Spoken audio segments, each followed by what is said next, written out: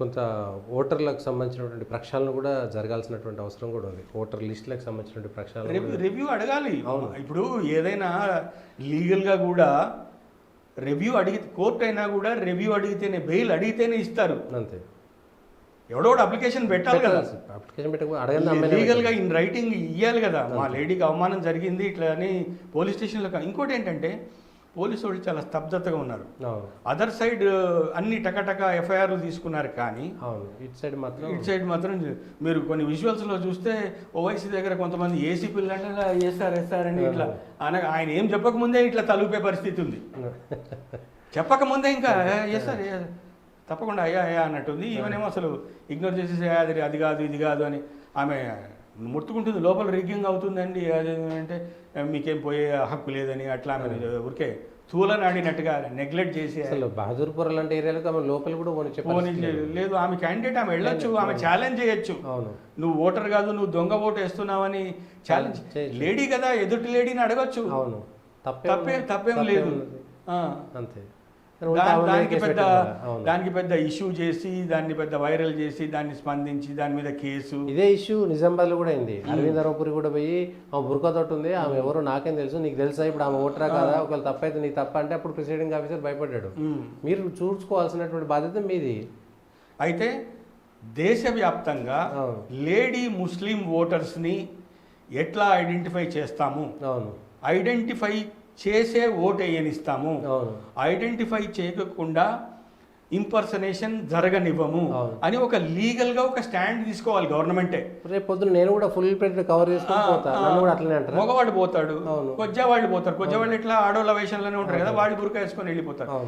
మరి డెమోక్రసీని కాపాడుతాము, డెమోక్రసీకి మేము పిల్లర్స్ అని చెప్పుకునే chief election commissioner of India దీని మీద ఒక లైన్ తీసుకోవాలి. బుర్కా లేడీస్ని చెక్ చేయకుండా పంపచ్చా, పంపాలా, అవసరమైతే ఒక పిల్లేసి సుప్రీంకోర్టు లెవెల్కి కూడా పోవాలి. లేకపోతే అంత దొంగోటే, 60% దొంగోటే జరుగుతుంది. ఈ మొత్తం ఎలక్షన్ కంట్రీలో ఆడవాళ్ళ మీద డిపెండ్ అయి ఉంది.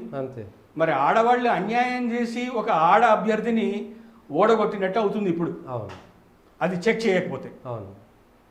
అంతే కదా. బుర్కా రూపంలో నిజంగా జెన్యూన్ లేడీసే, బుర్కా రూపంలో ఆడవాళ్లే ఒక లేడీ అభ్యర్థిని పనిగొట్టుకొని ఓడగొట్టిన పరిస్థితి అవుతుంది. మరి చీఫ్ ఎలక్షన్ కమిషనర్ దేశవ్యాప్తంగా ముస్లిం లేడీస్ మీద ఒక స్టాండు గవర్నమెంట్ సచ్ పార్లమెంట్లో అవసరమైతే లెజిస్లేషన్ చేసి ఓటింగ్ జరిగే టైంలో మాత్రము ఎట్లయితే ఫారిన్ వెళ్ళేటప్పుడు ముఖం చూసి చెకింగ్ చేసుకొని వెళ్తారు. ఆధార్ కార్డులో కంపల్సరీ తీసేయాల్సి వస్తుంది, పాస్పోర్ట్ లో కంపల్సరీ తీయాల్సి వస్తుంది. మరి ఫోటో తీసుకున్నప్పుడు బుర్కా తీసే కదా తీసే. అదే పద్ధతిలో ఇక్కడ కూడా మీరు ఐడెంటిఫై చేసుకొని రండి.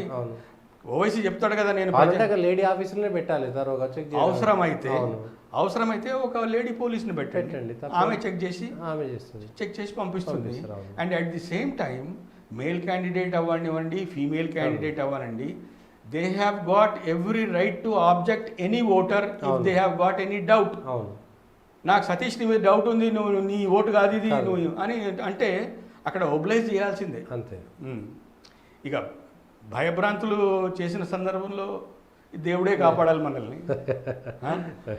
ఎక్కడ ఎలక్టరల్ ఆఫీసర్స్ ఎక్కడ ఏమి చేస్తున్నారో వాళ్ళకే తెలియని పరిస్థితి. అసలు వాళ్ళందరూ జెన్యూన్ ఎలక్టరల్ ఆఫీసర్సా, వాళ్ళు కూడా లేదా ఒక బ్యాడ్జ్ పెట్టుకొని ఇంకోటి కూర్చున్నాడా కూడా తెలియదు. ఉన్న 4-5 స్టాఫ్లో ఒక పార్టీ వర్కర్ ఒక ఎలక్షన్ ఆఫీసర్ ఒకటి పెట్టుకొని కూర్చుంటే వాళ్ళని చెక్ చేసేటోడు ఎవడు? అంతే. వాడు కూర్చొని నువ్వు రావురే అంటే ఏం చేస్తాను, అమ్మాయి నాకు తెలుసు మనోడే చలో అంటే అప్పుడు ఎట్లా? కూర్చున్న ఎలక్షన్ ఆఫీసర్స్ అందరూ జెన్యూనే. అసలు అక్కడ ఎక్కువ వెబ్ కాస్టింగ్ మామూలుగా చేయడం కాదు, ఎక్కువ సీసీ కెమెరాలు పెట్టి ప్రతిదీ లింక్లో ఉండాల్సిందే. లింక్లో ఉండేది కాదు, ఎలక్షన్ స్టాఫ్ని కూడా చెక్ చేసి వదలాలంటున్నా. పార్టీ వర్కరే ఎలక్షన్ స్టాఫ్ అయిపోతే బ్యాడ్జ్ మార్చుకొని నువ్వు చేయగలిగింది ఏముంది? అరే 5,000 తీసుకొని ఇంట్లో పండుకొని ఎవడో ఎంసీజోన్కి ఇచ్చేస్తే వాడు ఇంట్లో పండుకుంటే, పార్టీ వర్కరే ఆ బ్యాడ్జ్ పెట్టుకొని ఆ పేరు రాసుకొని ఆ చిట్టి మీద వచ్చి కూర్చుంటే నీకేం చేసేది ఉంటుంది? ఎవరు చేసేది ఏమీ లేదు. అక్కడ ఏమైనా చేయొచ్చు, ఆ బూత్లో ఏమైనా చేయొచ్చు. సో లోపలికి కూడా ఒక క్రాస్ చెక్ ఉండాలి. అంతే. ఆ క్యాండిడేట్ కానీ అక్కడ ఎలక్షన్ ఏజెంట్ కానీ పార్టీల వాళ్ళు వచ్చిన వాళ్ళందరూ జెన్యూనోడేనా అవును. అని కూర్చోవాలి. అంతేగాని ఆయన చూసుకుంటూ వీడు బిక్కుమని బిర్యానీ పొట్లం ఎప్పుడు వస్తుందా అని అట్లా కూర్చుంటే చాలా కష్టం. 5 గంటలు ఎప్పుడైపోతుందో వెళ్ళిపోదాం మన ఫీజు తీసుకొని అని. అవును. అట్లా జెన్యూన్గా ఉన్నోడు, కొంత చదువుకున్నోడు, ఊరికే టిక్ వేసుకోవడం కాదు. 109 టిక్కు, 201 టిక్కు, మళ్ళీ తల కిందికి వేసుకో, అంతే. అట్లా కాదు. అవును.